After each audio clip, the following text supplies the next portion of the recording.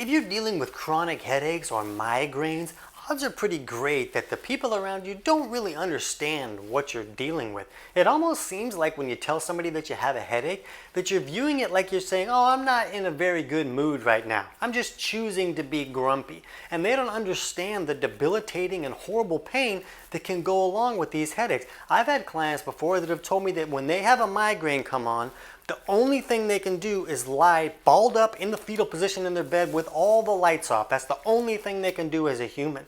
So most people don't understand how horrific this situation can be, especially when it's a chronic scenario that keeps happening over and over again. It's almost like somebody telling you, oh, just go about your day, do the things you need to do while I drill holes in your skull. It's gonna be fine. Like, people just don't understand how horrible this situation can be. And when most people try to correct this problem, they're usually looking for remedies when they're trying to get some kind of natural solution. And the problem is remedies don't work because there's a variety of underlying causes that can create this situation. So how could a remedy help every person that gets horrible headaches and migraines? So in this video, I'm going to help you understand the most common underlying causes. I'm going to share some studies that will help you dig deeper into this stuff. And I'm going to help you understand how to figure out the most likely underlying cause for you so you can create some improvements. Let's jump in. TC Hale is not a doctor and does not claim to be a doctor or licensed in any type of medical field. Don't be an idiot and use anything heard on the show as medical advice. This information should be used for educational purposes only, and you should contact your doctor for any medical advice. Now get off me. Now remember, I'm not a doctor, I'm not giving anybody medical advice, and I don't want anything that you learned here to go against what your doctor might be telling you. I don't know your situation, I couldn't possibly know what would be the best move for you, so I don't want you to go against your doctor with something that I'm saying here. I just want to share some studies and some information that I found, and I'll put the links to these studies in the description below this video so you can dig deeper into those. And I just want you to understand that you're not going to watch this video and at the end of it order a supplement that's going to fix everything that's been going wrong for the last 20 years. It's not going to be that simple. You're going to have to dig into this a little bit to figure out what's the underlying cause for you, because the solution that's going to fix one underlying cause can make another person much worse. And that's why people go from remedy to remedy for years without finding any type of improvement. So when we're looking at headaches and migraines, we first need to understand that, migraines long ago was a specific type of headache. It kind of started in the back of the head, and now it's just kind of evolved to where a migraine is just categorized as a really bad headache. And some of these really bad headaches can really be like, oh, I can't really see and everything is fuzzy, or there's this loud screaming thing going on. There's a lot of significant problems that can go along with these migraines as they're categorized. But in this video, I'm just going to be talking about significant headaches and significant migraines together in one group, and you're going to see that there's such a wide variety of underlying causes that you can see why there would be some confusion about what's what. What do I really have? Do I have headaches? Do I have migraines? Am I just in a bad mood? What's the situation? So when we're looking at this stuff, we want to see some of the most common underlying causes. And the first thing we want to get out of the way is blood sugar dysregulation issues. And when we look at this study here, glucose-related traits and risk of migraine, they say for almost a century, migraine has been associated with hypoglycemia. Reduced blood sugar levels have long been known to trigger or worsen migraine attacks in some patients. Early experimental research suggests that the metabolic alterations produced by fasting or glucose or insulin administration can precipitate migraine attacks. So when we're looking at this situation, we have to understand that the sugar going the wrong way can really create a major headache problem, whether that's blood sugar going too high or blood sugar crashing too hard and too quickly. And for some people, you can generally look at, like, where's the headache starting at? And if a headache starts at the top of the head, it seems to be more often that that's a headache that's being caused by sugar going way too high. And if that headache starts in the front of the head, that can be associated with blood sugar crashing too hard, and more of these hypoglycemic scenarios.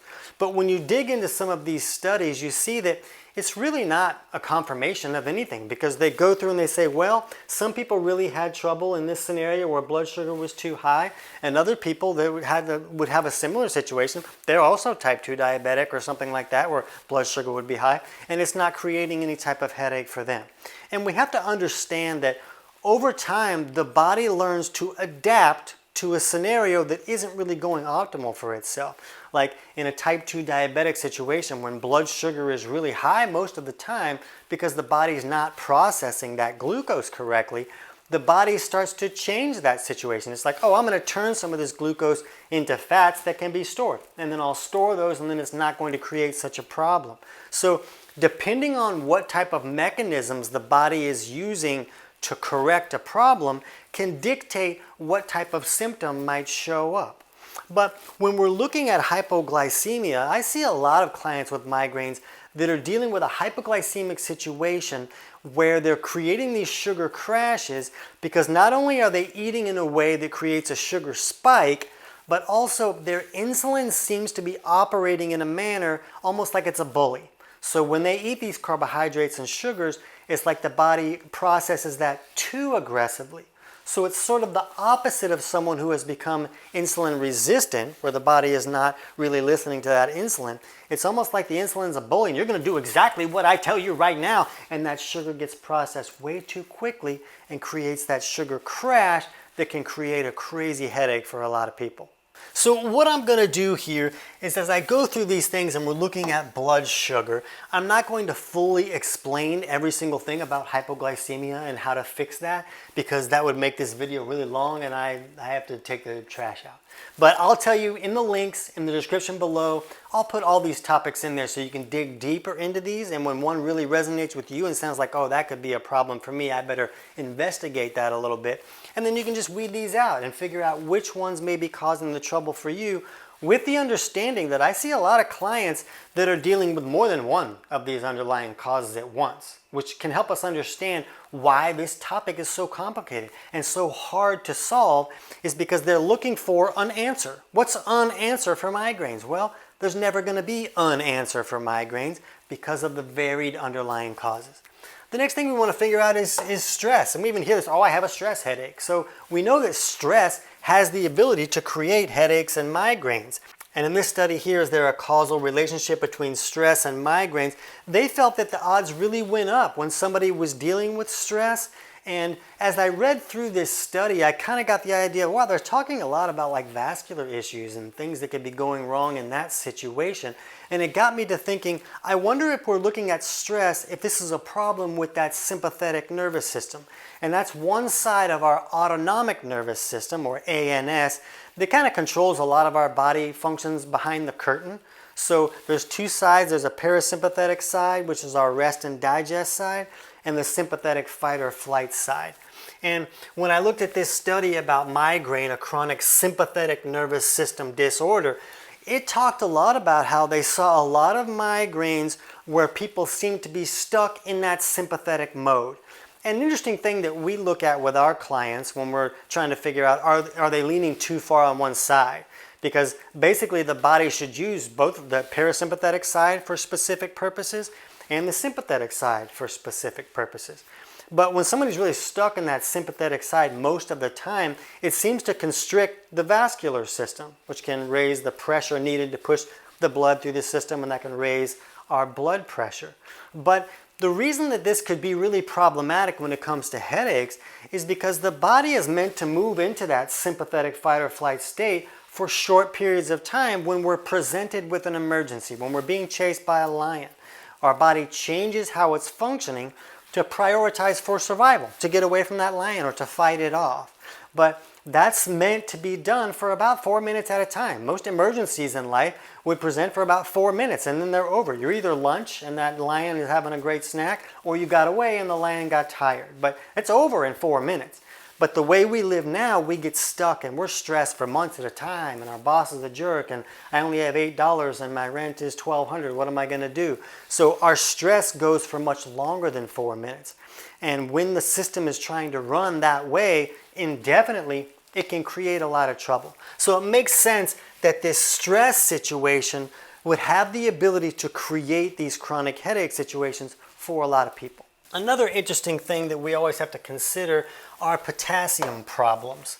And I see this a lot, and when we look at basically these headaches that start in the back of the head, we associate those with a potassium issue, but I don't want you to view that as, oh, I need to go supplement with potassium, okay? Because when we looked at this study here, this association between dietary potassium intake and severe headache or migraine in U.S. adults, they found that there was a significant increase when a person could increase their dietary potassium intake. So when they ate more foods that contain more potassium, a lot of people saw an improvement to their migraines. Not all of them. Not all of them in the study saw improvement, and it makes sense as we go through this a little bit. But a lot of people saw pretty significant improvements. But to understand this better from my point of view, we need to look at this study on gastrointestinal symptoms in association with hypokalemia. And what we saw here is that they say in a study of 204 patients, they found that 103, which was basically 50% of the patients, reported some type of digestive symptom, including lack of appetite, diarrhea, vomiting, and abdominal pain and things like that. So these people that were showing a lack of potassium in the system or some type of potassium deficiency, 50% of them also complained of digestive symptoms. And we hear from a lot of experts that will say, oh man, nobody's getting enough potassium. Like we need 85 kabillion milligrams of potassium every day, and we're only getting 18. So that's like 84 kabillion and some odd change, too little of potassium that we're taking in every day. Please shove all the potassium into your system. But when they're doing these studies on the potassium deficiencies, who are we looking at? We don't even know who we're looking at. Are they having digestive malfunctions? This study here indicates that when someone is having digestive issues, that they're not bringing in as much potassium. And we need to understand where potassium comes in from. When we're looking at the digestive system, we need to be able to break that food down, and then here in the small intestine is where they say most of that potassium is going to be assimilated. So if you're not assimilating enough nutrients in this small intestine, they say that you have malabsorption. So the problem from our point of view is that this is not always what's broken when this is not absorbing nutrients correctly. Sometimes there's the functions further up the line that aren't working correctly. So it's not being broken down enough to absorb those minerals. We need the stomach acidifying the food correctly so it can break down. We need bile coming down from the gallbladder to help us emulsify our dietary fats and access fat-soluble vitamins, and all these things need to trigger action from the pancreas that gives us bicarb and enzymes and all these other things that have to happen for that digestive function to work correctly so that we can pull the minerals out of the food. So a lot of these studies are just saying, looking at, okay, we need to increase the potassium here, let's increase it again, and finally when they're having buckets of potassium every day, finally the body's getting enough. Well, what if we just help the body assimilate the minerals easier? What if we help them break the food down so they can actually get the minerals out of that food? So that could be why we're seeing one studies between, oh, if we really increase potassium intake, it helps relieve some of these issues. And then we're seeing these other studies that show us how when there's digestive issues, there happen to be potassium deficiencies. So what if we just fixed the digestive issues instead of trying to cram 18 pounds of potassium into the body? Oh, and also I'm going to put the video about malabsorption in the description below if you think that might be an issue for you, and that digs a lot deeper into that and helps you figure out how to correct that. But when we're looking at potassium, we also need to understand the circadian rhythm at the cellular level a little bit. And it was Dr. Emmanuel Rivisi who helped us understand that the body is supposed to have this rhythm at the cellular level where it should be in a catabolic state during the day, where it's very good at creating energy and keeping us going all day. And then at night, it should move into this anabolic state where it's very good at sleeping and rebuilding and repairing. But a lot of people will get stuck in one of these states most of the time, and then that can create a lot of trouble. So when we're seeing people that are having these headaches in the back of the head, and we're relating it to potassium. In our experience, it seems to be either a situation where they're not bringing in enough potassium because they're not breaking down their food correctly, or they're stuck in this catabolic state at the cellular level. And it's almost like those cells are too permeable when they're stuck in that state, and it can cause a displacement of that potassium. So the potassium may be there, but it's in the wrong place because these cells are not moving back from a catabolic state to an anabolic state at night like they should be. They're stuck over here in this catabolic state. And when we see if we can correct that catabolic imbalance, then all of a sudden these headaches don't keep showing up anymore. Next, we're going to look at this gallbladder situation here. And we'll look at this study here that talks about gallbladder stone disease is associated with an increased risk of migraines. And when we look at gallstones, we have to understand why would those stones be there in the first place. And remember, this gallbladder is meant to kind of hold our bile that's made by the liver, and then it concentrates that bile, so that a little bit of bile can come down here and really help us in that digestive process. But for a lot of reasons, this bile can become too thick and sticky to flow correctly, and then it doesn't go out of the gallbladder. And it just stays in there and continues to concentrate until it concentrates into sludge or even stones. So when we're seeing stones, we know that that person's bile was not really flowing correctly, because if there's enough flow there, then the stones dissolve and they don't become accumulated and large and now I got a gallbladder attack and I got to get my gallbladder yanked out. So we know that that's a problem there. And when we think about migraines, an important thing to understand is just that the liver filters all these toxins out of the body. Most people know that, but most people don't know that it puts a lot of those toxins into the bile, so that when the bile's going through this intestinal tract, it can carry those toxins with it, and then the toxins go out the back door when we poop like a champion. So when bile isn't flowing, a lot of those toxins are not being removed like they're supposed to, and then these toxins start to accumulate and create different imbalances and problems in different areas that could lead to a migraine situation. So that may be why we're seeing this association between gallbladder problems and headaches or migraines. And you know, they like to say that, well, it could be a problem with bilirubin. Bilirubin is a part of the bile, and they feel like that has the ability, when that's too much bilirubin gets accumulated, that has the ability to create some vascular issues. And one thing that's really nice is to get an idea if your bile is flowing correctly. You can get like these urinalysis dipsticks on like Amazon. They're like 10 parameter urinalysis dipsticks. And I'm not going to give you a brand. There's a bunch out there. You can just search urinalysis dipsticks on Amazon. And if it has bilirubin on there, then you can look to see, is there bilirubin in your urine? And if there is, that's not a diagnostic thing, but it's a sign that maybe bile is not flowing as well as you want it to, and you need to take some steps to improve that scenario. Another thing that can create headaches is food sensitivity issues, where someone has created almost like an allergy to a food, but it's more like a sensitivity really. And these usually come about from digestive malfunctions, where a person can't break down their food correctly into the elemental nutrients that the body needs to use, and now that food still has an identity and it gets into the bloodstream and can create a lot of trouble. We'll put a link in the description below on our video on understanding leaky gut, so you can understand those food sensitivity issues a little bit. They also talk a lot about hormones having the ability to create these really bad headaches. And this study, Migraine in Women, the role of hormones and their impact on vascular disease. This talks a lot about headaches here, and we're really looking at the fact that when hormones are going out of whack, it's not like a personality problem. A lot of times these hormones are going to elevated levels because the body is not getting the nutrients it needs to function correctly. And so the body's trying to use these backup systems, and it elevates these hormones to try to get things to work correctly. And interestingly enough, there's other studies that have indicated that some of these hormones going too high, like estrogen and such, have the ability to thicken up that bile and keep it from flowing correctly. So now, are we looking at more than one possible underlying cause if someone really has some hormonal issues? And in this study, they also talked about that for some women, when they went on HRT or hormone replacement therapy, that if they had migraines in the past, that sometimes those migraines would come back. And sometimes women would experience migraines even if they didn't have them before they went on that HRT. So you can dig through that a little bit more. I'm not going to go too deep into that, but that's worth keeping in the back of your head as a possible issue that could be creating these headache scenarios. And of course, there's other things like artificial sweeteners seem to be having a lot of trouble. And these are things that are really easy. You know, alcohol, hello, we know that that causes headaches. Everybody knows that. So when you have a situation like that, then you're like, oh, okay, well, I'm a grown-up, so I'm just going to remove that and see, do I improve? I can just get rid of artificial sweeteners and see, do my headache situations get a whole lot better? Those are easy steps that don't take a whole lot of work.